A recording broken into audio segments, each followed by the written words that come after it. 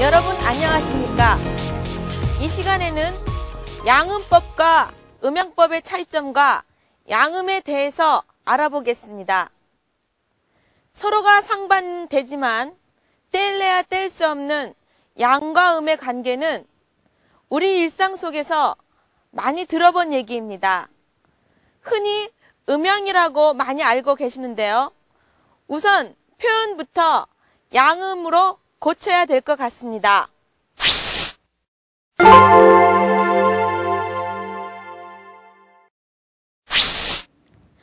지금까지의 학설에서는 작은 것이 큰 것으로 자라나며 어두운 것이 밝은 것으로 차츰 변화하고 낮은 곳에서 높은 곳으로 뻗어지는 것이 사물의 나타남의 순서라 하여 음이 먼저이고 양이 다음으로 나와서 음양이라고 하였습니다.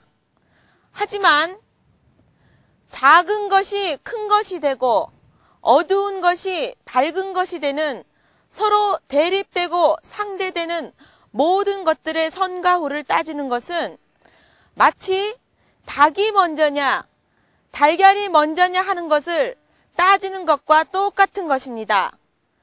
음이 먼저냐 양이 먼저냐 하다가 음이 모든 것을 낳는다는 의미에서 음양법이라고 자리 잡게 된 것입니다.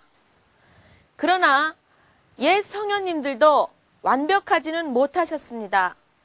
학문적인 옳고 그름은 잘 정돈되었지만 음양법으로 잘못되어진 채 가지치기 시작한 논리는 생명의 실상과 대원 우주를 밝히는 상관관계에서는 분명한 발전을 볼 수 없었던 것입니다.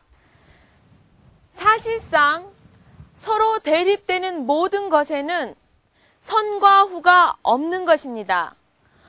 오늘은 음이 있고 내일은 양이 있다는 식의 말은 없습니다.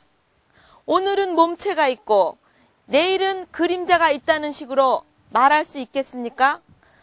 있다면 반드시 같이 있는 것입니다. 그러므로 음이 먼저이고 양이 나중이므로 음양이라고 하는 것은 잘못된 것이라 하겠습니다.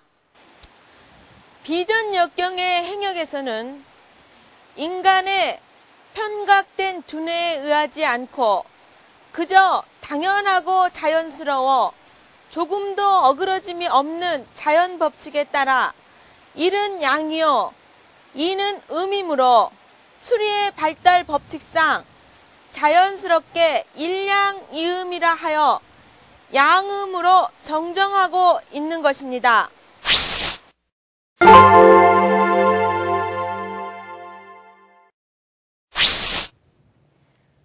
수리 발달 법칙의 대표적인 예인 육식갑자를 통해서 살펴보겠습니다.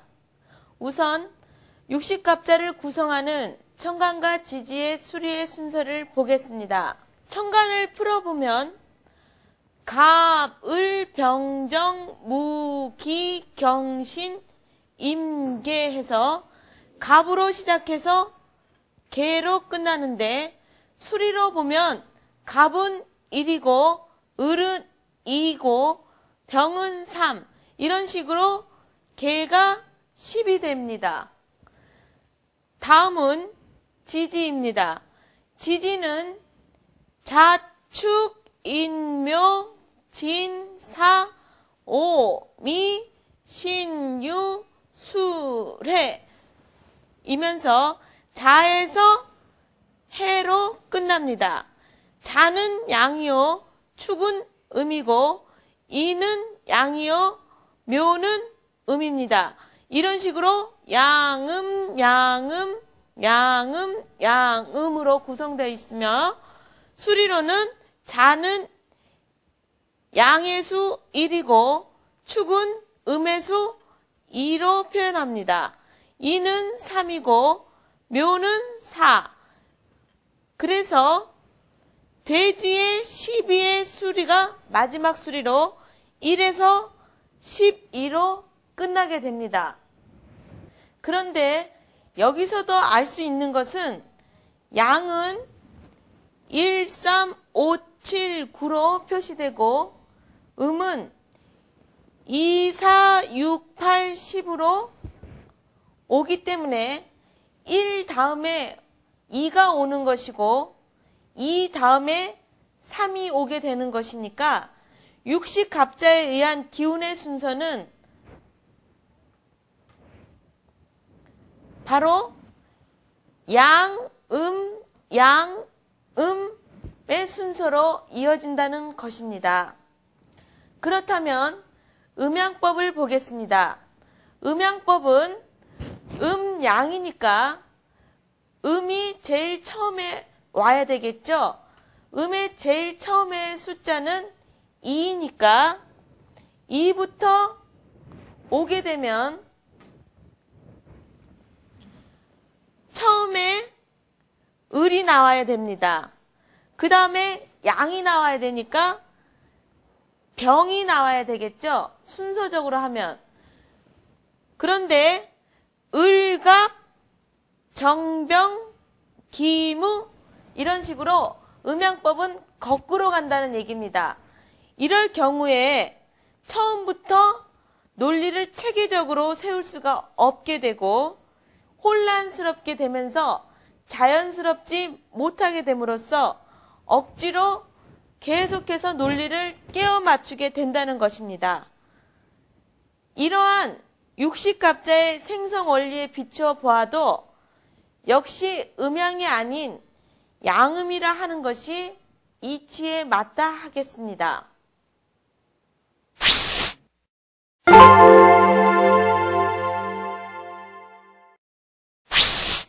자, 눈으로 볼 수 있는 것과 눈으로 볼 수 없는 것의 모든 것이 양음으로 되어 있는데요. 양음은 태극에서 나온 것입니다. 태극이라는 것은 우주의 근본 원리로 태자는 제일 크다는 의미이고 극자는 가장 깊고 넓고 높다는 의미로 받아들이시면 됩니다. 태극이란 진리의 근원이며 어떠한 이론이 아니라 그 이론이 나오기 이전, 그 생기기 이전을 말하는 것입니다. 그러니까 이해할 단계가 아니고 직감으로 받아들여야 할 경지인 것입니다. 이 태극의 움직임에 따라서 양과 음이 나뉘어지는 것입니다. 이 두 기가 교감을 하여서 만물을 생성, 변화시키게 되는 거죠. 즉, 양음은 만물을 생성, 변화시키는 상대적인 두 가지의 기를 말하는 것입니다. 구체적으로 양과 음을 표현하게 되면 양은 남자를 뜻하고 음은 여자를 뜻하며 양은 플러스, 음은 마이너스, 양은 역의 괴로 굳건한 이를 표시하고 음은 부드러운 이로 표시합니다. 양은 하늘, 청간, 큰 것, 남자, 기, 강하다, 선천, 쉬움, 움직임, 홀수, 도리, 시간대, 많음을 표시하고 음은 땅, 지지, 작은 것, 여자, 운, 약하다, 후천, 간편함, 고요함, 짝수, 길이, 공간대, 적음을 표시하는 것입니다. 현대 물리학에서는 양을 증가하는 에너지라고 하고 음을 감소하는 에너지라고 합니다. 또 양은 행위 과정에서 능동적이고 음은 수동적이라고 합니다. 방향에 있어서도 양은 동쪽이고 음은 서쪽을 나타내며 차원의 범주에서는 양을 위로, 음을 아래로 표현합니다.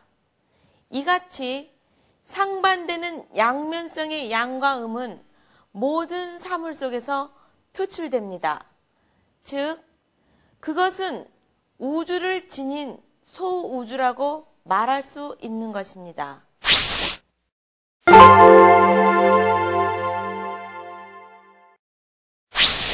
그러면 지금부터는 도표를 보면서 양음의 인성적 성격에 대해서 알아보도록 하겠습니다. 양과 음의 상대적 성격을 보면 양은 적극적이다. 음은 소극적이다. 융통성이 있다. 융통성이 없다. 흥분을 잘한다. 차분하다. 소란을 떤다. 체념한다. 경쾌하다. 침울하다. 흥망성쇠한다. 권리를 포기한다. 웃는다. 운다. 벌컥 화를 낸다. 웃는다. 용감하다. 비겁하다. 의롭다. 패주하다. 등 흔히 이렇게 나타나는데 이것은 서로 갈등의 관계에 있는 것이 아니라 상반되는 성격을 서로 보충하는 것입니다. 남자는 여자가 없인 살 수 없고 여자도 남자를 필요로 합니다. 소리가 되기 위해서는 침묵이라는 배경이 필요하듯이 모든 사물은 스스로의 불충분함을 완성하기 위해 상대방의 성질을 반드시 필요로 하게 됩니다. 그래야 완벽하고 절대적인 조화 속에서 여유롭고 사랑을 실현하며 살 수 있는 인간 완성의 경지에 도달하는 것입니다. 실제 생활에 있어서 양음은 동전의 양면과 같아서 절대적으로 구별을 해서 익히는 것보다는 상대성의 원리로 이해하시는 것이 좋습니다. 예를 들면 하늘이 양이면 땅은 음이다. 양은 형이상학이다. 음은 형이하학이다. 양은 시간적이다. 음은 공간적이다. 이렇게 상대성을 가지고 받아들이시면 이해하기가 쉽습니다. 세상의 이치는 모두 양음입니다. 그러니까 양과 음의 논리로서 우리가 계산할 수 있는 시작이라고나 할까요? 세상은 양음으로 가득 차 있습니다. 여러분들도 보이는 것과 보이지 않는 것에 어떤 것이 양이고 어떤 것이 음인가 하는 것을 앞으로도 계속해서 생각해 보시는 것이 역을 배우시는데 도움이 되실 것입니다. 지금까지 양음법의 정의와 양음에 대해서 간단하게 배워보았습니다. 감사합니다.